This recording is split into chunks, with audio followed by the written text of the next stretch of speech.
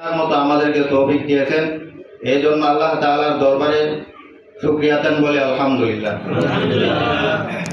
কারণ বিগত 15-16 বছর আমরা এইভাবে জনসম্মুখে জমায়েত হইতে পারি না। আমি 2খানা আয়াতে কারিমা তেলাওয়াত করেছি। এক আয়াতের শেষে এতে করতে গিয়ে তোমরা মতভেদ করো না। আল্লাহ তাআলার আদেশ, দিন কায়েম করা আল্লাহ তাআলার আদেশ। আল্লাহ তাআলার আদেশ পালন করা ওয়াজিব। আর নাকিমুদ্দিন, এখানে আমর ব্যবহার করা হয়েছে, আমরের সিগা। আল্লাহ তাআলার আদেশ পালন করা ওয়াজিব। এই জন্য আমরা এখানে বা সারা বাংলাদেশে যে দলের ব্যানারে বা দাঁড়ি কথায় আমাদের সৎ লোকদের উদ্দেশ্য হলো দিন কায়েম করা। দিন কায়েম করতে গিয়ে আমরা অনেকে অনেক কম বেশি কষ্ট ক্লান্ত সহ্য করব। এরপর থেকে আমরা মতভেদ করব না। মতভেদ করা নিষেধ। বলা তাতাফার রকৌফি, তোমরা তার মধ্যে মতভেদ করো না। এই জন্য আমরা যা কিছু করব আল্লাহ তাআলার দিন যেন কায়েম হয়।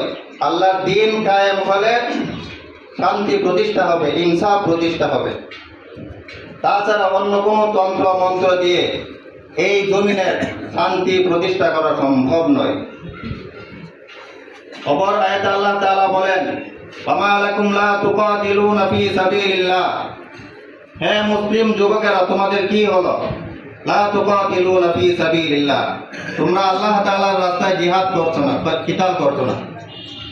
ওয়াল মুস্তাদআফিনা মিনার রিজালি ওয়ান নিসা, দুর্বল পুরুষ এবং দুর্বল মহিলারা। আল্লাযীনা ইয়াকুলুনা রাব্বানা, তারা বলছে হে আমাদের রব। আল্লাযীনা ইয়াকুলুনা রাব্বানা আখরিজনা মিন হাযিহিল ক্বরিয়াতি যালিমা আহলুহা, হে আমাদের রব এই জালিম অধ্যুষিত এলাকা থেকে আমাদেরকে বের করো। ওয়াজআল লানা মিন লাদুনকা ওয়ালিয়া, এবং তুমি আমাদের জন্য ওলি পাঠাও। ওয়াজআল লানা মিন লাদুনকা নাসীরা, এবং তুমি আমাদের জন্য সাহায্যকারী পাঠাও।